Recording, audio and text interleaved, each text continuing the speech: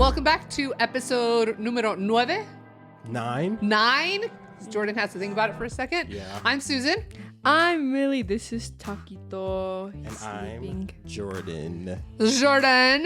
How are you guys doing? Terrible. Just kidding. I'm doing really good. It is hot as heck today, guys. 77 degrees. I'm not Like, complaining. I'm freaking I'm not loving either. it. I love the summer, and so I really can't wait until we enter summer. Mm-hmm. Like, I just love the heat. I was outside riding scooters today. That shit was fucking. You ride scooters? Yeah. You One know- of those like green scooters that you can The rent. lime ones? Mhm, the lime scooters. How much do those cost? It was like $7, I think. For Hold on. what? For the whole ride for like 15 minutes. Oh, damn, they make good money on that then. Mm-hmm. Yeah, it's 42 cents a minute. It's $1 to start. It's 42 cents a minute, and I was on there for 15 minutes, just like zooming around. It was so fun. I just had my That's cool. sunglasses on. It was a vibe. I had my headphones on. I was listening to music. So fucking cool. So, I love warm weather. They say that that those scooters are some of the most accidents that come in, like the most I fucked. believe it. But they were saying not necessarily like people like you who are doing it in the middle of the day. It's people after they're getting out of the bar who get drunk and are like, "Oh, let me ride one of these scooters," and they're like, the accidents that come from those scooters are disgusting. They said they're really, really bad. Because their shits go fast. People underestimate how fast they go. That shit is pretty crazy. Well, I mean, how much balance do you think you have to have in order to ride it correctly? Though? I tripped and fell at one, or not fell, but I tripped because there was like I was going like off of the sidewalk to go like get to the other side, and then I seen a car and I panicked a little bit and I jumped off of it instead of hitting the brake, and I was like, oh shit, yeah, but besides that, it's pretty cool. You just gotta as long as you have your position on there well. You're good. You're not gonna fall. I'm not worried about it. My biggest issue is that like I don't feel uneven or unsteady on my knee. I just don't want to do anything to like fuck it up again. So like I'm a little bit overly cautious at this point because you guys know me. Like I don't back down from anything. I'm like, oh yeah, let's do it. So I would have already jumped on, but I gotta give it a couple more months, build my quads, my hamstrings up a little bit more and my glutes just to have everything like really, really tight around it. And then it's game on. That shit's fun as hell, man. I love it. I just like the warm weather. I think we should all today's go been a downtown vibe. and get on the scooters. Oh, we shall race. Just kidding. We can race. Shit. No, I'm serious. Doing it downtown's fun. I did it one time. And Done it's it. just I've easy done it as in fuck. Denver. As long as you got the app and it's all set up, you just walk up to it, scan the barcode, and then the bike will make like a sound and go, and then you're good. And You then just the have to be thing- really aware of what you pick because we did it in Washington, in Seattle, underneath the Space Needle. We were coming, so our hotel was literally like not even a block from the Space Needle. So it was like our hotel and the Space Needle right there, and then it was like the Museum of Pop Art, which is a really cool museum. Like it's all the art, not art, music. It's like Prince's like outfits and like the coolest museum.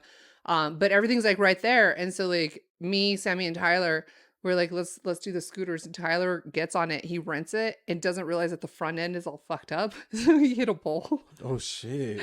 That was funny as hell. Like those are the things that I've seen. So you have to be like aware of what you're picking up. Otherwise you're kind That's all. Because I've had that happen before where like one of them, it wasn't like messed up like physically, but it had like kept going after I was trying to stop it. It wouldn't let like me charging stop you? it. Oh. And then I had to call the freaking number and get a refund. It was easy, but it was just the principle. I was like, ooh. And it almost made me just not having want to to try like it mess again. with it again. But that shit's still fun. It's a vibe. I love it. What'd you do today? I was trying to sleep in, but I couldn't because my mom found a dog on the street. The most beautiful dog ever, by the way. Correction. Your mother did not find it. It found your mother. True. She showed me the pictures. It's the I was most like- beautiful dog ever. It was by the really way. pretty. And like my dogs were like would not stop barking. Specifically Milo. Milo is so derpy. Like he's the cutest dog ever. But he's Your so mom derpy. said Milo is my vibe. Yes, you are Milo. Okay, if you ever want to see Susan as a dog, just look at my dog, and that's literally her. Because we were talking about it, and then I was like, because we were talking about because they were all hanging out over here when they were doing work at your guys' house, and Taco like looks at them like he's Uncle Ruckus, man. He's not. he is not He a hates fan. dogs. Yeah, he's not a fan of his own kind. So I'm like, oh, all right, here's Uncle Ruckus. He like, as soon as he heard them, he ran to the top of the stairs because he was in my office with me. He runs to the top of the stairs and he starts running halfway down. And then he looks at them like, oh shit, they're kind of big dogs. And then he kind of slowly backs up, but he's still barking and he's backing up steps. And I was like, Taco, we can go downstairs. And obviously the dogs are really sweet. They're not going to hurt him. And so he like goes down there and then he's like kind of barking around them. They're just ignoring him. And then eventually, like, they go out on the deck. He follows them and he's like being nosy, gets smacked in the face by one of their tails. And he's just like, kind of like, he's a little scaredy cat. Well, he's not scared. He's just, he doesn't like he does not like his own kind. Yeah, like he does. And then we were up in my office. We were doing her taxes and she got a video of him where like her dogs are like passed out on the floor and he's underneath my desk, like right by my feet. And he's just staring, like just like on patrol, just watching. I was like, you give him the dirtiest look ever. But yes, if you ever want to see my dog, that's literally what Susan is in dog form. He's so derpy and he's crazy. He's just like everywhere. Like it's funny though. Literally. That's what your mom, she's like, Milo is you. And I was literally. Like, okay. But I was awoken and like I woke up around like 8:50. And so, like, I was just helping my mom. And I come to find out it was my neighbor's dog. So, I'm glad. I'm glad you guys found the owner. Because, like, with no collar and no, like... I mean, he had a harness, so you know somebody loves him. And then, everyone, like, left. Like, my mom was getting her nails done with this one over here. I like the color they chose. And, I just took a nap. Honestly, I was so tired. And then I woke up around, like, 2 when my mommy got home. And then after that, I got ready to film. Didn't you work pretty late yesterday, though? Yeah, I worked 11 to 8. Sheesh. So I was tired. You work very long days. Yeah, sometimes. Because 11 to 8? Do you get an hour lunch? No, we get 30 minutes. Well, I get a 30 and 2 10s. Damn, really? Uh-huh. Shit. Yeah. Selling the Lord's chicken. But I like today because, I don't know, it was like a really nice, calm day. And it's really, the weather's nice. And yesterday, I was telling Jalen, who was I telling? I was telling people at work, I was like, today would be a good day to go on a run. Because I don't know why I just have so much energy. I just want to go on a run. Same. Because it was a rest day. Yeah. That was me too. And then I was like, I had so much work I had to do and just get caught up on. So yeah. What did you guys do? Beautiful. I mean, he went scootering. I went to go get my nails done. I woke up super early at like 4:30 this morning, like a crackhead, like how you wake up early. And then I like we're in like our busy season at work right now. So like I got on to like get some more work done. And then I got a text from your mom and then we're like, all right, let's go get our nails done. And then we waited a minute because there was a lot of people there. So we got mani-pedis and then we went to go get lunch and then I went to go get my eyebrows done and then I stopped at the store and then came here. But that took up like the whole day. Like it doesn't even sound like it's that much stuff, but it's like it's just a lot of sitting and waiting. But the sitting and waiting part of it for that is fun. Because like you're sitting getting your like toes done. They're just taking care of you. And so like and then getting lunch, we went to Sonora's. They have, oh my god, they have the best food. It's the Mexican food. Their tacos are birria. Is that where you get the birria tacos? The quesabirria tacos. Damn, I should go there after this. You should. They're really good. And then they have the chicharrones that like, oh, they're so good. So good. I sent Sammy a picture. I was like, I brought you some home. And he's like, yes, I can't wait. Because like that, it's good. And it's, I mean, just good food. So yeah, really good. That was today. Delicioso. So, yeah, for sure. It's delicioso. Okay, Dora. Have you seen the tacos? Gracias. Jordan, you need to learn actual Spanish. I do know actual Spanish. Thanks. I don't want to hear you say one word over and over again that is not a good word anyway. What does that word mean? Delicioso? No. I was like, oh my god. I was like, beautiful, Jordan. Because I don't know what that word means. I just heard it once and I was like, that's a funny Wait, word. what word? Coño. And that's all he says. Coño. Over and over again. Está coño. Don't say that. Don't say that to another Mexican. Okay. You gotta say, so obviously ¿Dónde está Vicky is one of my good friends. And so when we travel, I always do the let's teach you some Spanish game with her. And so like I think we were headed up to Park City, Utah for a conference and we were driving there, which is a horrible drive to take. But anyway, I was like, all right, let's go over some Spanish. And then she goes, oh, wait, I know one. And then I go, what? And she goes, me llamo perro. And I was like, there's no, your name is dog? And I'm like dying laughing. And she goes, no, that means I love dogs. And I go, yo amo a los perros. And then she goes, oh, but she literally said, my name is dog. And I like that shit That was was really hilarious. funny. She called me yesterday. I was with Sammy in the car and she calls me and she said something and then the phone cut out. And Sammy goes, are you going to call her back? And I was like, no, if she needs something, she can call me back. And then she calls me back like 15 minutes later and she goes, did you hear what I said? And I was like, no, I just heard you say something. You hung up. I was like, and I figured if you needed something, you were going to call me back. And then she goes, I told you, then when fin de semana? And I go, who taught you that? And she was the custodian at work. And I was like, so you told me that and then hung up. And she goes, well, I was going to say bitch at the end of it, but I had kids in my room, so I couldn't. She goes, so I had to hang up. And I was like, oh. So she was excited. What does that mean? Have a good weekend. Oh, that's cool. Why is she learning random Spanish, though? The custodian, I guess, was just teaching them. That's funny. Yeah. Oh my gosh, you guys are sorry. This is off topic. I just thought of this. Guys, I've been watching Chowder. I think Is that a cartoon? I Yeah. think Chowder is me and I am Chowder. Like Chowder is Chowder me is- and I am Chowder. Okay. Wait, is Chowder the dog? No. that's cowardly. Yeah, that's Courage the Who the Cowardly hell's Dog. Chowder? Chowder is like this little purple thing. And Oh, it's he's- like an alien looking thing? No, he looks like an alien. I don't know why I to just thought of that, but I've been binge watching a lot of Chowder. You're not watching, what were you binge watching before? I binge watch a lot. I forget. This is my- No, it's like an older. Oh, hey.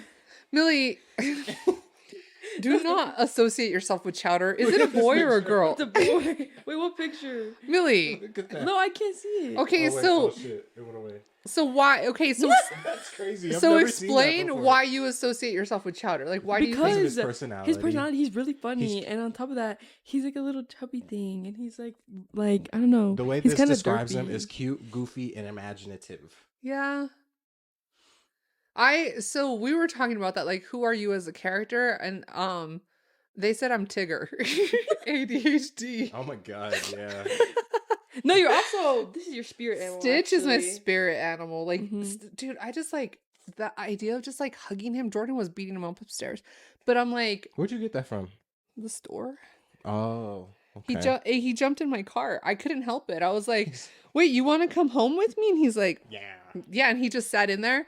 So I have a picture of him in my shopping cart. Like, he looks so cute. Like a baby? No, Like in the baby part? No, he was in the front. Oh. And he was just like hanging out like this. And then I was like, I can't leave him behind. And then Sammy goes, you know, you need to get him because you already love him. And I was like, yeah, I'm getting him. So I was walking around trying not to touch anything else. So I was like holding him. And then he's in the, but he's so cute. He is my spirit animal because he's kind of crazy. But he's also fun to hug. Like, this is how I want to hug Taco. He doesn't let me. Yeah, he would Haku's rather just do like, that. yeah. Yeah, he's dreaming about really good stuff right now. Hot take, guys. You guys know Coachella's happening. What are your guys' thoughts on Coachella? Because a lot of people are camping. I just feel like I would be so uncomfortable, like in that heat and like. I wouldn't do it So that way. Yeah. I have a rule that, and no offense to anybody who likes camping, because I know there are some diehard campers, but I don't like pretending to be homeless. Like, that's not something that sounds fun to me. Do you want to sleep outside in the cold on some like a sleeping bag, or like if it's done well, like in an RV, I'm down. Mhm. Let's do that. Glamping. Yeah. Mhm. Yeah. But like, I'm Glamping. not. Mhm. It's like glamorous camping. I thought it was Glamorous like girl camping. I mean, it could be, but like if you're in an RV, you have a bathroom, you have a running water, you have refrigeration. I'm good with that. I'm not down with this whole like dig a hole and poop in it in the middle of No, nowhere because type I've of been seeing living. people setups on TikTok, and I'm like, y'all are doing all this just to have like an hour of fun. hmm Like that is like And Coachella, it's not like you get seats. Like, you have to stand there. yeah. So it's open kind of, seating. I don't see the point. Maybe it's because I've never been to Coachella, but I don't think that doesn't sound necessary to me. You can just get in and just go walk around. You can make your way to the front if you want to. It's going to be hard, but Mm-hmm. I mean, they know, like people who've been there and are diehard, they know the times to go. They know like the ins and outs of it, and so it's an experience. It's something I think. I mean, I don't do camping. I don't. I just it bears no interest to me the whatsoever. RV seems cool though. the RV's cool, but like even in that, like you gotta. It seems like a lot of work. Guys, oh my, what if we all road tripped and we vlogged it? That would be really fun. That would be sick. But yeah, it's like you said about the RV. It's like you gotta empty the shitter. You gotta Septic. Yeah, That's the shitter. Yeah, it's the official name, guys. It's the shitter. You gotta empty it. That's the only part that like kind of scares me because I'm like, ugh. I will say this. So like we used to go to Lake Powell every summer, and that was different because like my sister and my brother-in-law had a houseboat. And so that thing was like legit. Like you had the bathroom, the bedrooms, like it was a houseboat. It was 4 levels with the top had like the water side. That was cool. But the amount of work that goes into having to do all that, like my brother-in-law had to drive the houseboat, like literally like in the water and then find a spot to put it in. And then you have to like anchor it. And there's not a lot that like my sister or myself or the young kids on the houseboat could do to help. So if I were, and I will do that again at some point because I love Lake Powell. It's freaking amazing. You have no service out there, first of all. So if you're going to go out there, everyone needs to know you're gone for a week and you are not going to contact anybody. It's the most peaceful thing ever because when you're out there with the people you want to be out there with. And that's who you're talking to. So it forces you to be, and I don't know if that's true anymore, but it was true of the last several years that we had gone. It forces you to be in the moment with the people that you're with. So like it gets obviously hot as hell during the day. So you're typically like more low key during the day. And then at night, the water's bath water. It's perfect. So you put, what are they called? The glow lights, you know what I'm talking about? The necklaces, the ones that you crack, the glow sticks. Yeah. You put glow sticks on your wrist, you put glow sticks on your neck so you can be seen in the water. And then everyone's in the water, you've got a drink and the water's perfect. You're just chilling. You're just enjoying, vibing after you've had a really good dinner. I mean, they have my niece and I, my sister's not a fan of like animals. I love lizards, not big lizards. I like the little tree lizards. And there's an island that my niece and I nicknamed the Lizard Island, and we'd paddleboard out to it. We'd catch so many lizards on that. Like it's just like this rock in the center, and so like it's that probably one of the most peaceful because like you got the water, you got all your food, but it's a lot of like I would do that over camping any day because you got the water. Like camping, I just feel like you'd get home and feel like a dirt bag. Yeah, you feel like dirty because you didn't take a real shower. Yes, and like I don't know. I like to be clean. Me too. Like I'm not a fan of like the feeling like you have like a layer of dirt on you. Like I always have, and like dirt sticks to me more. I think sometimes because I have so much lotion on all the time. Yes. So like if you're outside and you got lotion on, that dirt's just like it's like a magnet. But yeah. So anyway. What else do we want to talk about? I feel like we didn't talk about like what we were going to talk about during this episode before. So we had a conversation yesterday when Sammy and I were in the car, and then Sammy goes, "Call Jordan." So Millie, you haven't heard this conversation yet. So something came up about men and compliments, and so we called Jordan because I was telling Sammy, I go something about getting complimented, and he goes, "You do know that most men don't get compliments like often, right?" And I was like, "What do you mean?" And he goes, "Well, they don't unless like you're like a very specific type of a man." He goes, "You're not hearing every single day that you're doing well, that you're working hard, that you look good. Like that's not something that you hear all the time." And so we called Jordan and Jordan like gave us his opinion. And I was a little bit surprised to hear that. I guess I don't think about like men and how they receive compliments or what like lack thereof. Do you think that men are lacking recognition for what they do? I think most men lack a lot of recognition because like I've like in person, like I don't really see or hear like people around me giving a man a compliment, be like, "Oh, I'm so proud of you," "Oh, you're such a hard worker." Like I rarely see. I think a lot of girls get compliments because of their looks and how pretty they are. But like I just feel like I've never really heard like someone be like, "Oh wow, you're such a hard worker," like to a man, or be like, "Oh, I'm so proud like of you." Compliments on their looks. Yeah, exactly. Oh, like, "Oh wow, you actually look really nice today. You look fine." But like You're right. I've never really heard Like, I men- always make it a point to be like, oh my God, I like your shirt. Or like, Yeah. I like how your hair looks today. Or I like Mhm. this. And to me, it's just like a normal thing. But like, I guess I didn't realize it. Like I was telling Jordan, as a female, I often hear compliments like basically on a daily basis, but I don't think anything of them because to me they don't mean anything. They're not Mhm. genuine. Because I think when women get complimented, there's something behind it that's wanted. Mm-hmm. And so to me, I'm like, oh, you're gonna tell me I'm XYZ. I'm not that impressed by it because I have like, I've Yeah. heard that before. If you're gonna compliment something about me, compliment something that not just everybody can see. Like if you're gonna compliment on my looks, that's an obvious, easy thing to compliment anybody on. But if you're gonna compliment me on something and you're gonna say, you know what? I really like the way that you work, like your work ethic, or I really appreciate the way that you treat others. That's meaningful to me because that means that they know me. Mm-hmm. Otherwise, I'm like, psh, whatever. It doesn't matter to me. Like it's guys when they're like, "Oh, you're so beautiful." Thank you. It's right over your head. Because like you said, there's always something, probably something wanting behind that Right. statement. It's not genuine. And to me, I'm like, okay, so you said it to me, but then how many other women did you say this to today? Exactly. How many other women are you like saying that? So to me, those are not genuine. So I guess women maybe experience a different side of that than men do. Like, I mean, we talked about, would you buy flowers for a man? I don't know. I think it's like a gesture thing. Cause like I saw like a lot of TikToks that say men don't receive flowers, but I feel like a lot of men, in my opinion, I don't know if men really want flowers. Yeah, like even Jordan can make that. I was like, I'm not gonna buy men flowers. If someone bought me flowers, like if a woman bought me flowers, I'd appreciate it because I would know the gesture behind it, like what you're trying to do. But I wouldn't ever be like, how come nobody ever gives me flowers? Like I just don't. not that you wouldn't, not that you would think that, but I guess the question is that like, would you appreciate it? Whereas like women almost expect those things. Like women expect to like be given flowers and this and that, whatever. And Sammy said, the saying goes that men typically only get flowers when they're dead. Like that's when they take it. And I was like, that's really sad.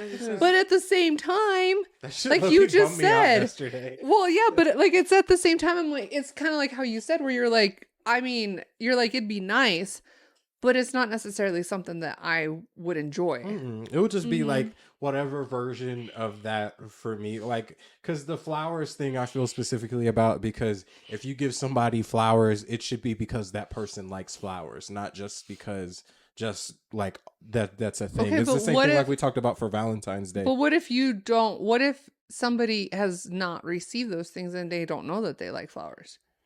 Then you can try it, but it's just like You can try. Yeah. You can try. Like I'm more of it. the type of to buy like someone like say I'm talking to someone like a man, right? Like I'm more like if I know your favorite candy, I'm more the type to like just leave it on your windshield with a note, like if you're working. that like, shit melt. No, it's not chocolate. Like it could be like anything. Like I don't know, but buying flowers for men, I don't know, cause like you said, I don't think a lot of men. That's the only thing. That's the only thing I mean by like that. it. Like you could like give someone flowers once and see if they like it. Would or that make you can you- pick their brain about it and see if they. Yeah, but would It wouldn't weird me out. No. okay. I wouldn't ever be off. Like it wouldn't ever feel off-putting if a woman got me flowers. The only thing would be what I assume a woman would feel if a man got her flowers is like, if I don't know you that well, if we just met and you got flowers for me, that's kind of weird because you don't know that I like. So you wouldn't take flowers to a girl like on a first date? If I would probably pick her brain about that first. Like, just what do you like? So like, do you like flowers? So, but here's the problem in that though, is that so then you're doing exactly what she's asking versus doing something that comes naturally to you and then it's not organic anymore. So if you have to pick their brain, which you should know them. And that comes with time. That's what right? I'm saying. It's like, But how do like, I know to you're not me- fucking allergic to flowers too? Like it could be something as simple as that. Okay, but that's pretty like out there. Like I have appreciated like I've been on several dates in the years past where like the guy has showed up and he brought me flowers and it wasn't this huge bouquet. It was just like a small bouquet of flowers. And he's like, it's so nice to meet you. And I was like, that was really sweet. Most of them, actually, all of those went nowhere, but that's beside the point. Like it was just like a very nice gesture because like they went out of their way to be like, let me do this to show her like I'm interested. And so like, was it I mean, I don't know. I guess I feel like sometimes like they say this in dating all the time where they're like, girls don't like when a guy's like, so what are you looking for? And they're like, don't ever say or don't ever tell the other person what you're looking for, because then they have a playbook. They know exactly what you're looking for, and then they're gonna pretend to be that to get in your good graces. Oh my gosh, I never thought of it that way. That's actually shocking. So I mean, but think about it though, because if I'm like, oh God, I hate camping, and then the guy's like, me too, but secretly he's like in love with camping. A lot of people do that, and I think it's it's always not always necessarily malicious, but I think it's because they're like, well, I like you because I'm attracted to you, but then it's not genuine anymore. Like to me, the genuine connections come from like having those conversations where all of a sudden you're like, yeah, I don't really care for this. And then the other person's like, yeah, me either. Or, you know what? I really enjoy camping. You don't? Oh, that's kind of crazy. Have you ever tried whatever, XYZ? You're not going to like everything that the other person that you're with likes. But as far as like being manipulative and finding a way in, I think that if you are searching for what's going to make the most sense to impress them, then it's not organic, because maybe you're the kind of person who loves giving flowers, and then all of a sudden you find a girl who's just like, I don't really care about them, and then you lose that part of you. That's why I feel like that's why you're asking the questions though, because for me it's like, well, if you want something that I don't want to give to you, I don't feel like is necessary, or I don't like myself, then maybe we aren't compatible. Or on the opposite end, if I, like you just said, if I'm the type of person that gives flowers, or I can't think of another example, like I guess candy. That's really the only two things that you would. Well, it doesn't have to be a tangible thing. It can also be like an experience. It can be like experiences, or it can be words of affirmation. Somebody who's just like, you look so nice. So that's a good one. So like if you're talking through with somebody on what their love language is, and that's maybe a love language that you don't speak, then that's why you're asking the question. Do you know what the love languages are? So it's a way that you either show love, or that you like love to be shown to you. So there's 5 of them, I believe. So. And it's like words of affirmation, gifts, quality time, physical touch. What is the other one? Maybe it's 4. I swear I think it's 5. And so there are some people who really, really love to be given gifts. Acts of service is the 5th one. So there's people who are like, I know you love me when you buy me stuff. That's not me. That's not me either. I'm very, very much somebody who like appreciates time, because I know how to me that's invaluable. Like there is no value attached to that because you can't measure it. But some people are very much like, if you don't buy me, $300 worth of gifts on, this holiday, then you don't love me. And I know a lot of people like that who are like, oh, I didn't get enough gifts for Christmas, so my parents don't love me, or my spouse doesn't love me. And it's like, okay, but what about everything else and so that's what the whole love language is. The point of it is because it's intended to show you what you like and what the person that you're with likes, because a lot of times those things are different. And so like for some people it's acts of service. Like let's say, for example, like it snowed outside and your car is covered in snow, and your boyfriend or husband goes out and takes all the snow off your car and heats it up for you. And then you're ready to go to work and you're like, oh, I didn't expect for you to do that. Some people love that because it's like, I didn't ask you to do that, but the fact that you did it for me means so much, because it's saving me time and you're thinking of me. So I think that, I don't know. I think if you're so overly focused on like, does she really like flowers or not, then that'll diminish your love language and in terms of how you are with others. I mean, it's just the same way, like you shouldn't, and you're going to have to find a balance too. Like if the person you're with loves flowers, then every now and again, get them the flowers, even if that's not your love language. But yeah, I've heard that a lot, where they're like, be careful not to give that playbook. That's insane. I've actually never heard that. I'm actually glad you said that, because that actually makes a lot of sense to why a lot of people, I feel like, I don't know, it just makes sense to me. Because I think people can be manipulative. I mean, we know that obviously people use that information in a negative sense. Like it's not always a positive thing. And like you said, a lot of people like say like that person you'd like to go camping secretly, but like they just are lying because they like you, you know? Mm-hmm. And like you said, that's not organic because now you're changing what you like just because you like me. Like, no, just because I don't like it doesn't mean you don't have to like it either, Right. you know?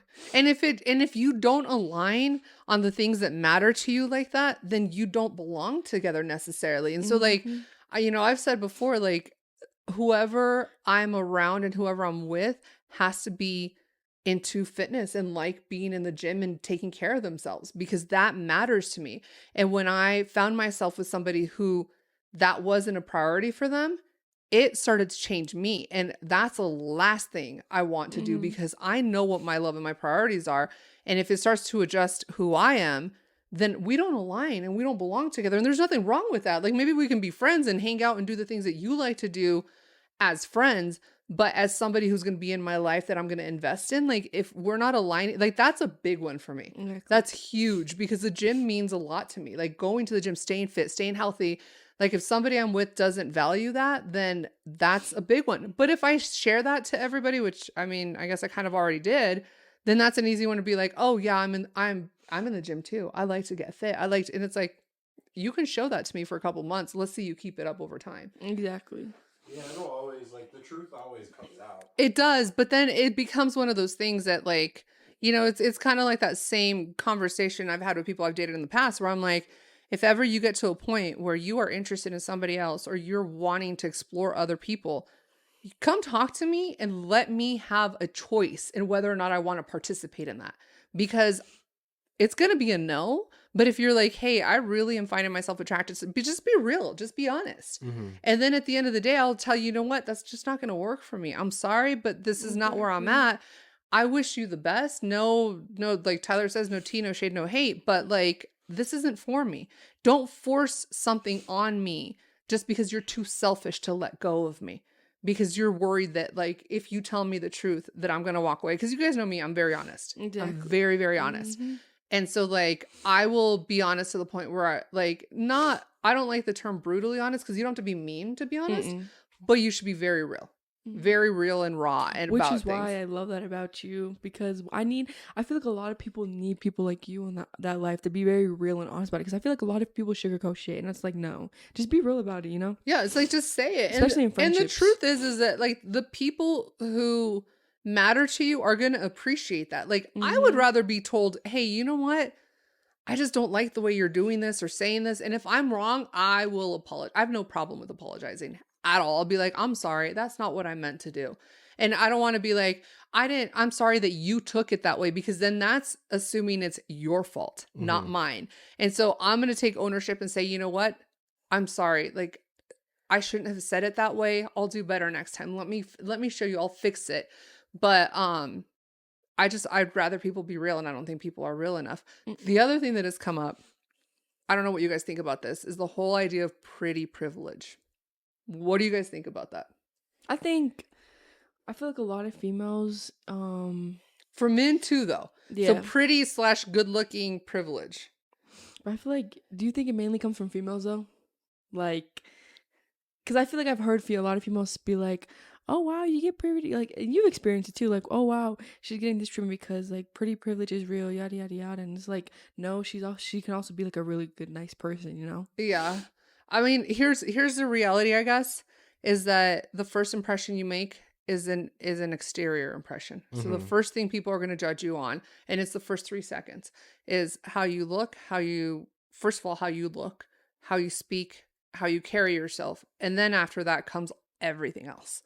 Your credentials, who you are, your personality, your character, because those things are learned over time.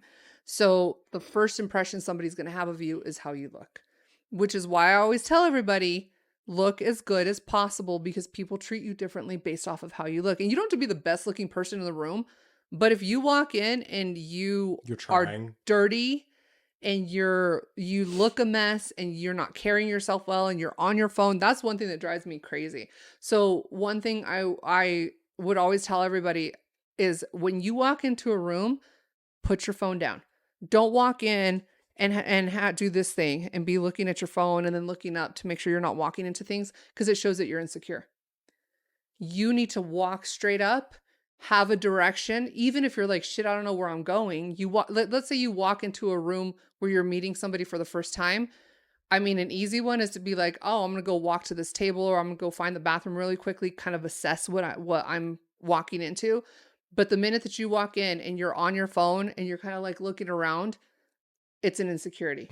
The person who walks in with their head held high, makes eye contact, that's such a good impression, because people are like, damn, this person's confident. And like I've heard this said before, is that the great thing about confidence is that nobody knows that it's not real except for you. Oh yeah. And that's huge, because you don't have to be confident. You just have to pretend like you are. And everyone around you is gonna be like, damn, okay. So maybe she or he are not the best looking or the most qualified, but they've got confidence. They know how to walk into a room and like command attention. And it's not because of their looks. It's not because of their qualifications, because we don't know that shit yet. It's just because they literally are walking in and they look like they can own it. They're confident. And confidence is, people can't take that shit from you. Yeah. I feel like I definitely, pretty privilege is a thing. Women get it more than men. Like, they get accused of it. Yeah. Like, oh, this is only because you look good, or you're only getting this opportunity because of how you look. You wouldn't be in this position if you didn't look good. If you looked... But how often do you think that's actually true? I don't think it's true like half of the time, honestly. Like, maybe it helps, but it's not the sole thing that's keeping you in a position, because that's always going to run out. There's never going to, in my opinion, there's never going to be a time where you've gotten somewhere just solely based on something so like surface level, and you stay in that position. I think you said the key word. Keeping you in that position is one thing. Getting you into that position, though, I think that's a very real thing. I think it's very, very real. Yeah, it might get you there, but it's not going to keep you there. Because I've sat in on interviews where somebody came in and like they just were super confident. They look well put together. They were well spoken, and they blew everybody away. And then you had somebody who came in that was more timid. They were kind of like, I remember one example specifically, like their shirt was wrinkled, and I was like, yikes. You knew you were coming on an interview. Take some time, like iron your shirt, take care of your clothes, make sure that you look put together and polished. You don't have to be the best dressed person, but at least what you have, make it look clean, make it look polished, iron it, make sure that if it's supposed to be white, that it's white. Make sure that your shoes aren't dirty. Like, shoes say a lot about a person, a lot. So if you have dirty shoes on, or they're ripped, or they're like, people are going to look at that and be like, damn, like, because I mean, truthfully, shoes are, unless you're buying really expensive ones, they're not expensive. You know what I mean? Like, you can go and get a good pair of shoes. Women have obviously way more options than men do, but even in men, like, if you're wearing a jacked up pair of shoes already, it's kind of like, okay. And then you start from the bottom up, you start looking. So there have been instances where I've seen people get positions because they looked the part. And then there have been instances where I knew the person was so qualified and they would have done amazing in the position, and they did not get it because they did not look the part. So I do think it's a thing. It's definitely a thing. I think it's but like you said, the longevity of it is not going to necessarily be there, but it's a thing. I think that people are, I mean, they say that like little kids are drawn to people who are good looking. So if little kids are drawn to you, it's typically because like you tend to be better looking than average, because kids are they're visual. That's why like the cartoons are drawn as big as they are, and they're very symmetrical. So they're like, if you're the type of person that draws a lot of little kid attention, generally you're probably pretty good looking. Like, because kids are drawn to that, like the Disney characters, right? Like they're drawn to those types of things. It's like the little girl staring at you and roll up. She got in trouble for that. That was cute though. She was just like, no. And then yesterday I was working, and this little boy gave me the dirtiest look ever, and he was like, I was like, I'm just doing my job. Oh my gosh. I was like, he is so sassy. That's crazy. I mean, I think that I don't know. I think it's a thing. I've heard a lot about it lately. That's why I kind of like brought it up, where people are just like, well, you know, these people are getting this because of how they look or how, but I mean, I think a lot of that ties into, it's like personality. Cause even, you know, I've always, I guess, been able to get people to like me based off of who I am. Even if initially maybe they were just like, even like back in the day when I was bigger, like, oh, she's a big girl. But then as soon as I started talking and like we interacted, I've made a lot of friends throughout the years where they're just kind of like, I mean, I don't know. I mean, everyone's always said like I've been the same person this whole time, Big or small, she's still the same person. like I'm happy to hear that, because I know sometimes people tend to change, like things change for them, but I don't know. I think it's a thing. And then like now, if you look around, people just don't care. We've talked about this before. Like they don't care how they look. No, I mean, today I was walking around looking a little bit like a hot mess. I mean, I was in this with my hat on. I didn't have any makeup on, and I'll do that sometimes. Like if we go to the gym and stuff, and like I have errands to run afterwards, just like it is what it is. Like it's not a big deal. I don't always have to have like a full on like put together outfit. Do I like to? 100%. But even when I'm dressed down, I'm gonna be dressed down and look put together, presentable. Yeah, like if I'm in like sweats, they're going to be clean. They're going to not be wrinkled. Like I will have shoes that match the sweats, that match the top. Like I'm still going to look presentable. Is my hair going to be in a hat or maybe in a bun? Probably. Am I going to have no makeup on? Yeah. And I have no problem with that. So I don't have to be like 100% done up all the time. But people treat you differently based off of how you look. That's the first thing that they're going to see. Like always. So Taco's snoring. Is he? Yeah. He's such an old man. But yeah, my grandma, she taught my mom and my uncle that when they were kids, and then my mom taught me the same thing. Like, you're not just gonna go out looking any old kind of way. Like, even when we go to the airport and shit, like we'll be looking at other people and they'll be like dressed down in their pajamas and looking all raggedy and shit. But it's not like you have, like you just said, you don't have to be like fancy dressed down like in all of the nicest clothes you can get your hands on. It's just about looking presentable. That's all. Half the time it's about looking clean, because a lot of people don't. You know what I mean? And so like the last flight we took, the day we left was super cold, and then of course we had a connecting flight where it was really hot. So I thought in advance, and I'm like, I don't like being cold. I get cold easily, and especially on flights, because they make the flights a lot colder now to prevent like germs from settling and to keep people healthier.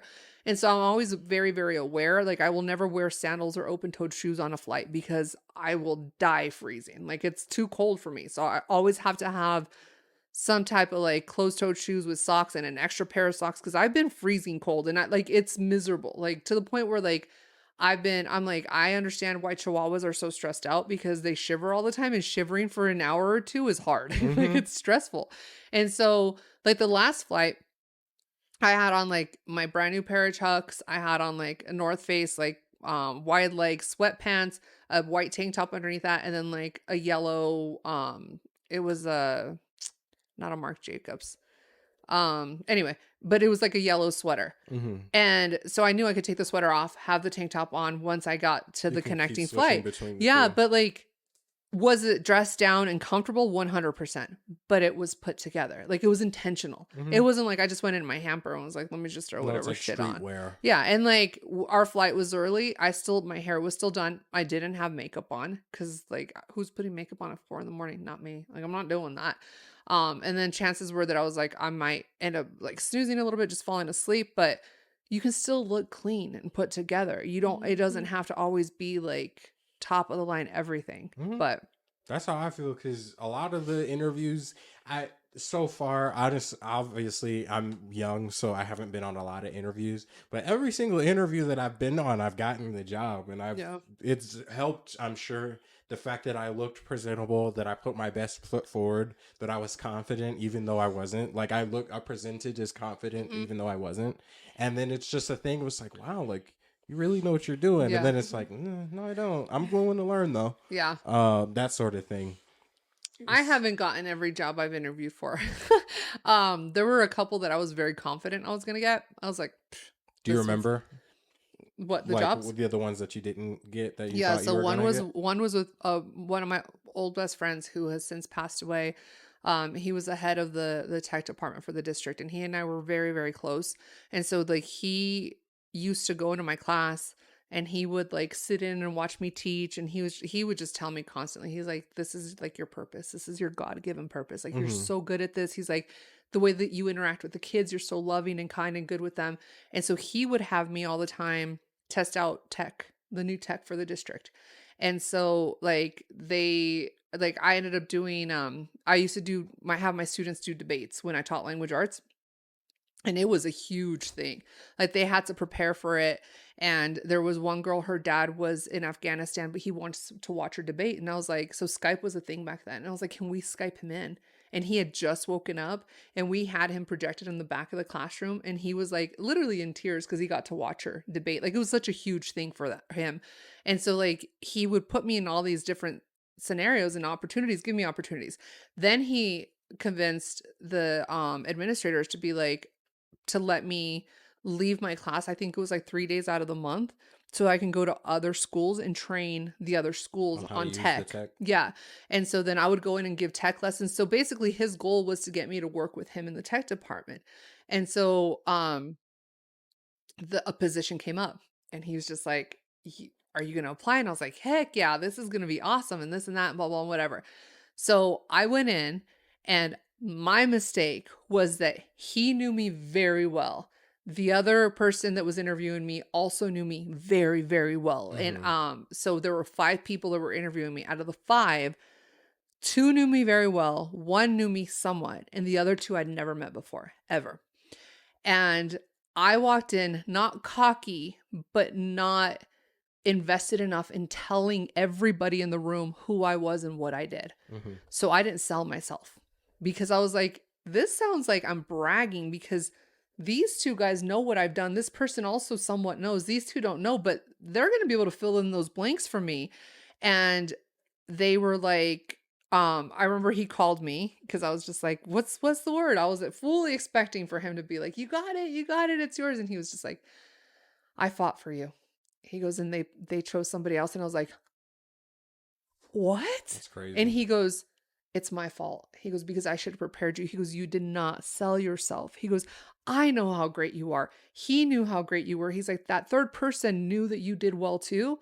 He goes, but the other 2 people were not, you didn't tell them what you did. He goes, because you were just like, well, I've done that. He goes, and you're being very humble, but it was to your detriment. Then the position came up again, I think that next year. And I was still being pulled out. Like he was still pulling, even though they hired the other person, they were still pulling me out to like go and do tech trainings and whatever. And this is when you guys were in 8th grade. And I remember I had gone to the schools on post and I was training all of them and working with them. And I forgot something. And so like I was at the tech department. I don't know if you remember, it was behind the middle school. It's not far. It was like literally like you would walk and you could get there. But anyway, like I went to the school and I walked in. And it was Kylie who like saw me in the hall because I was coming in through, remember the industrial tech room that was on this, and we would come in through there. Mm-hmm. So I was coming in through there and it was Kylie and she's like, Candace. And I was like, Kai. And she went and gave me a big old hug. She goes, I don't like it here without you. It's and weird. I turned around and I started crying. Like I remember I got back to my car and I was like crying. And I remember I had that conversation with him and I was like, I don't want this job. I miss my kids. Like, and he goes, I figured. And I was like, I think it was just God's way of saying no. Like God was like, this is not intended for you. You need to be with these kids in the position you're in now. So I was no longer feeling like it was rejection. It was like, God said no, because this isn't right for you, because I wasn't going to like it. I genuinely would have missed being with the kids, which is why like I avoided any administration positions. Because I was like, I'm not trying to deal with the worst of the worst and all this BS and politics. And that's all I would have dealt with. I got to enjoy every single day with all you weirdos telling me random stories, making me laugh, saying stupid shit, learning random things that I'm like, how do you not know what that is already at this point? You know what I mean? Type of situations where like I would have only been with, and I will say this, like teachers are some of the worst students ever. Because they think they know everything. And they also believe that they're above like the rules. And so when I would go in to give tech training, they'd be on their phones. They'd be getting up, getting food. All the stuff that they yell at students about, they would do to me as an adult, as a trainer. And I was like, this is so disrespectful. Like there were a couple times where I remember I was doing training and I was like, I'm sorry. I know you all are adults. I need you to take care of your business whenever you need to. You don't have to ask, but you guys need to be respectful. You're not even listening at this point. And some of them were just kind of like, because I used to do like new teacher orientation trainings. So I would teach them all the tech for the district during that first, the back to school stuff. And I was like, at least students are still humble enough that when I'm speaking to them, they're listening. These adults already think they know everything. Mm-hmm. And then the ones who don't, like, there's the ones that are overly needy. I need you to do this, this, and this. I have a job too. I'm showing you what to do. And if you're choosing not to listen, then I'm going to choose to not repeat myself. So I was like, I can see myself getting annoyed and embittered by that almost entitled, like, snotty teacher attitude. And this wasn't all teachers. I had some amazing, amazing teachers as Sure. well. But there were the ones that I was just like, I have literally taught every single grade level from pre-K all the way on up to graduate level students at this point in my life. Like, I've taught every single grade level at some point or another. Adults were my least favorite. I still enjoyed it, but adults were my absolute least favorite because there's that, I know everything. Why are we doing this? And it's like, you've lost the spirit of learning. You're a teacher, but you lost the spirit of learning. You don't want to listen anymore. And I get it. You're tired. You're stressed out. I'm on that end too. Like, as a teacher, I've been there. I'm tired, but I'm trying to teach you something that's meant to help you, like, in what you're doing. And if you don't want to listen, at least be respectful. Exactly. That's And all. so that was a situation where I got to look back on and I was like, thank you, God, for protecting me from that, because I would not have enjoyed it. And I would have probably left the district a lot sooner, honestly, at that point. And then obviously, like, he passed away, and that was like really, really hard.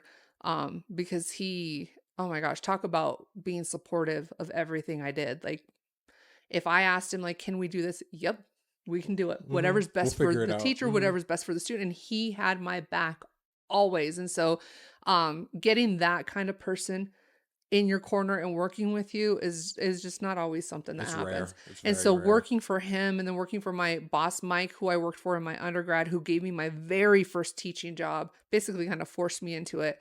I've been very blessed to work. Those were my two favorite people that I've worked under, because they were, and then I had another boss too. She was the first one that I worked under at the middle school. She treated the entire staff like family. Like, you felt like you were a part of the family. Like, it was just very much like, and I've had really good administrators who have supported me because of what I did, that they were just like, oh my gosh, like, at the middle school, I remember my boss there, he was like, he goes, you make us look good. He's like, because you're doing all this cool stuff with these kids, and like, it's awesome. But yeah, rejection is it's not fun. But I have learned to be like, okay, it's a no. That means God is protecting me, and I'm not sad about it anymore. But I remember going to my car after Kylie hugged me and telling me, I don't like it here without you. And I cried. And I got back to the thing, and I remember he was like, are you okay? And I was like, this is what she told me. He goes, your heart's with those kids. And I was like, it is. It is, like, this is not for me. So yeah. I just remember there's been one position that I've turned down, and it's one that I've done before and that I was good at. yeah. But that's such a hard thing to do. You have to really assess the situation, be like, this is not for me. That's the same thing. And the thing about that is, like, moving up and, like, developing wherever, like, whatever job that you have, or even just in life, like, my thing is, you just have to have, I'm trying to figure out how to articulate it. Like, you just have to have the audacity to try. You know what I mean? A lot of people, they aren't confident. It's like, I don't know any better. Like, I remember when I was at the job that I'm at now, when I first started, I was seasonal. Like, there was a chance they wouldn't keep me. And I was still knocking on the door asking, like, how do I be like a manager here? How does that work? You've always been good at that, though, because I can tell you, when you were in my class, with as many kids as were always around me, and you know, that was a big group. It was a lot. I mean, I think I was looking back at some of the pictures, like Colin had sent me some of the old pictures, and I was sending Brendan some of the old pictures that, like, had come up with him and stuff. And it was always a big group. I mean, even with you guys, we had a big group. Like, it wasn't like I was close with one or two kids. It was like 30, 40 kids. And then it was kids from years past or whatever. But I think that, what gets difficult sometimes in groups like that is standing out. And you were always really good about, I want to do this. How do I get to do that? And that always impressed me with you, because you were never afraid. I could tell that you were kind of like nervous, like internally, but externally you were like, I want to do this. I'm not sure how it's going to turn out, but this is what I want to do. And I was like, that's pretty fucking cool. Like, I was impressed with that. Like, when you were like, I want to sing. And I was like, wait, I didn't even know you could sing at the time. And like, because I don't know what had happened. I think I want to say like maybe Ruben or something like couldn't do it, or because he was doing like the rapping part of it. Something happened. And then I was just like, well, we might have to leave that part of it. Nothing happened. I just asked you. Is that what it was? Mm-hmm. I just was trying to figure out a way that I could do that. It was like, that's cool. I want to do that. So the fact that you, again, in such a big group, you were like, this is what I want to do. And I was like, done. Done. And I was, and at that point, like, I hadn't heard you sing, and I was like, you know what? If he flops, at least he tried it. And obviously everyone loved it and they were blown away by it. But like, I know you are so critical of yourself, but you have to remember that like those presentations became such a big deal. Yeah. And I will tell you this, everybody who either saw them or was a part of them, even as you guys get older and as you guys are in adulthood, everybody always mentions those. Jalen has the video on her phone still. She pulled it up last time. That was such a big thing for everybody. And we did it for Aaron, who's my kid who's in Hawaii. He was one of the first ones to do it. And that was my second year group of kids, I think. Or it might have been my first or second year group of kids. But they're the ones who started it. And then it went all the way on to like you guys and then past you guys, because it continued. It was such a monumental thing. So you might look at it and be like, it wasn't that good. It was this, it was that. But the presentation was good. No, it all was. I remember you were upset at yourself because you were like, you missed a note or something. I wouldn't know the difference because you guys know I can't sing for shit. I still sing. I don't care because like I carry music in my heart and I love it. But I think you were a lot harder on yourself than what everyone else was, because everyone's like, oh my God, Jordan, he sings. Oh my God. Like they were so blown away by that. What's funny is like how fucking uncomfortable I am right now. Why? Is this the compliment thing? Yeah.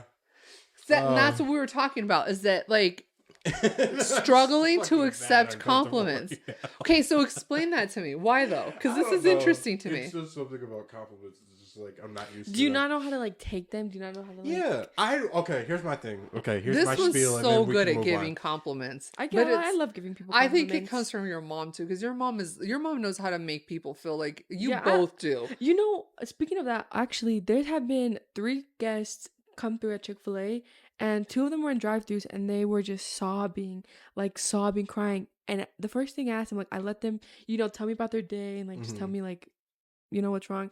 And I comfort them, and I'm like, oh, do you guys like cookies? And so I go and buy them a cookie with my own money, and I give it to them, and then like it just makes their day. And she has such a big heart. Yeah. And then I think it was yesterday, this lady was crying. She said, I'm sorry. She was like, my car's just acting up. She said, I had to go get a cancer test and whatnot. She was just bawling. And I was like, I went into the back to grab my wallet, and I was like, oh, do you like cookies? And she was like, unfortunately, I'm gluten-free. But she was like, what you just like telling me you were going to buy me a cookie just like hit my spot. So now every time like someone comes in crying, or, like I see them having a bad day, like just bawling their eyes out, I buy them a cookie. Because so I should drive through crying so you can buy me ice cream. No, she brought me ice cream the other night. I was like, I think we had just got done with the gym, right? And she calls me and she's like, what up, ho? And I was like, what are you doing? She goes, I bought you ice cream. And then she like comes and delivers me ice cream, and then she leaves. And I was like, she has such a good heart though. And I love that. But like, I do think that it's something that's taught. Cause like I said, you and your mom are so good at that. Like, it's like, just that ingrained, like, like it's just, I can be having like the shittiest day ever, and like her mom doesn't even know, and she'll just send me like this thing that's like, she sent me one thing one time, and it was just like, you're a badass and this and that and blah, blah, blah, and you got this. And I was just like, how did you know? But like they do that. I think it's part of their heart. It's crazy that you're not. Is that a man thing, or is that like you just don't know how to take it? It's just a me thing. You just don't know how to take it, or what? I guess I don't know. It's just like weird, or not weird, but it's just like I don't know like what to say. Like when someone's giving me a compliment, Like I'll sit there and I'll listen to them and I'll take it in. And obviously I appreciate it. It's not that I don't appreciate it. You just It's don't know just what I to don't know say. what the fuck to say. I'm like, ooh, okay, thanks. Especially because a lot of the time, you know how like what's the word, like insecure that I am. It's Mhm. like it's hard for me to like think that way. So I'm like, it was cool. It was fun. It was a good experience, but it wasn't I feel good. like that's a guy thing though. I mean, I don't know because like Either way, that is just yeah. It's I've always felt that way. feel like I a feel lot. like the older I get, the worse it gets sometimes.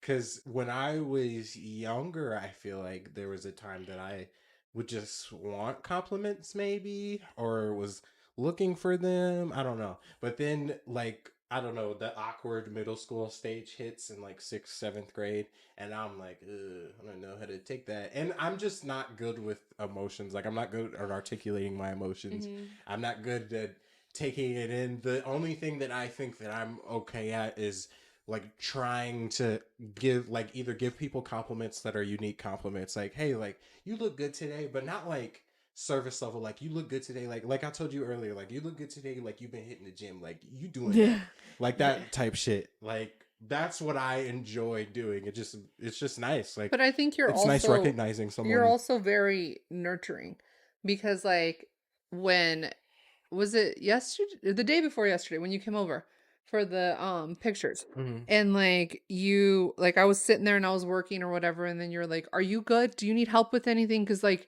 it worries me when you get this overwhelmed, and I had been having like all the issues with the see, and that's even hard for you to take, like Mhm. the massive headaches and like the Mhm. nausea and like all that other gross stuff, and you're just like it worries me. Like, if there's anything you need help with, like, those are, look at him. He's so uncomfortable. It's I so feel like weird. a lot of men are like you though, because I feel like I've obviously complimented like my exes in the past, whatnot. They just something about men. They just like shrivel up and they get so uncomfortable, just and I'm like, just like, And I guess that's what we they were don't know how to talking take that about. information. But I guess that's what we were And- talking about earlier, though, is that like, is it more difficult for me? Because I also used to have a really, really, really hard time with compliments, like very hard time, where somebody would be like, "You're doing such a great job," and my natural instinct and response always was like, "Oh no, I don't, like, this is not me. Like, I'm not as good as you think I am."